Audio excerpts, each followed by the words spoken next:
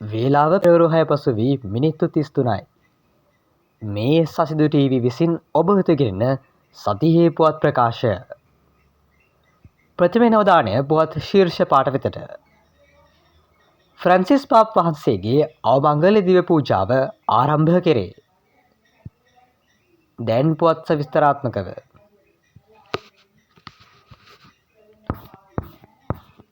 ස්වර්ගස්ථ වූ අති උතුම් ෆ්‍රැන්සිස් පාප් වහන්සේගේ අවමංගල දිව්‍ය පූජාව වතිකානුවේ ශාන්ත පීතර වචිත්‍රාශ්‍රයේදී ආරම්භ වී තිබෙනවා.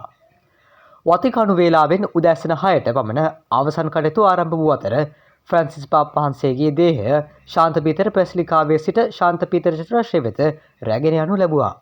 කාදිනල් විද්‍යාලයේ පීඨාධිපති ජෝවාහි බැස්ටිරාකේ කාදිනල්තුමා විසින් ෆ්‍රැන්සිස් පාප් වහන්සේගේ අවමංගල දිව්‍ය මෙහෙයවනු ලබනවා.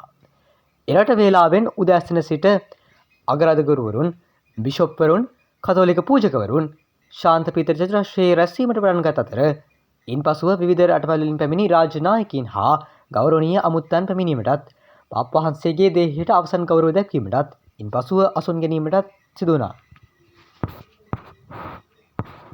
චාල්ස් රජු වෙනුවෙන් විලියම් කුමරු අවමංගලයට සහභාගී වන අතර ඇමරිකානු ජනාධිපති ඩොනල්ඩ් ට්‍රම්ප්, එක්සත් ජාතීන්ගේ මහලේකම් ඇන්ටෝනියෝ ගුටේරස්, සිඩනේ චාල්ස් ගුට්‍රාස් රජු සහ සිල්විනියා රජින, නොර්වේහි ඔටුන හිමි හාකෝන් කුමරු සහ ඔටුන හිමි මෙට් මාරිට් කුමරිය, එක්සත් රාජධානිය අගමැති කිට් ස්ටාර්මර්, යුක්‍රේන ජනාධිපති වෙඩ්මෝර් සෙලෙන්ස්කී සහ ඇමරිකානු හිටපු ජනාධිපති ජෝ බයිඩන් ආදී ප්‍රභූවරුන් ඇතුළු 2,00,000කට පමණ විශාල පිරිසක් මෙම අවස්ථාවට සහභාගී වෙනවා. ෆ්‍රැන්සිස් පාප් වහන්සේ විසින්ම නියම කරන ලද උපදෙස් වලට අනුකූලව මෙම අවමංගල්‍ය උත්සවයට පෙර පාප්වරුන්ගේ අවමංගල උත්සවයට වඩා සරලව සිදු කරන බවයි සඳහන් වෙන්නේ. පැය භාගයක් හෝ විනාඩි 45ක කාලයකින් අවමංගල සභාව අවසන් වන අතර පාප් වහන්සේගේ දේහය රැගත් මන්දගාමී පෙරහැරක් උන්වහන්සේගේ අවසන් විවේක ස්ථානය වන සැන්ට මරියා මැරියෝර් බැසිලිකාව වෙත ගමන් කරනු ඇති.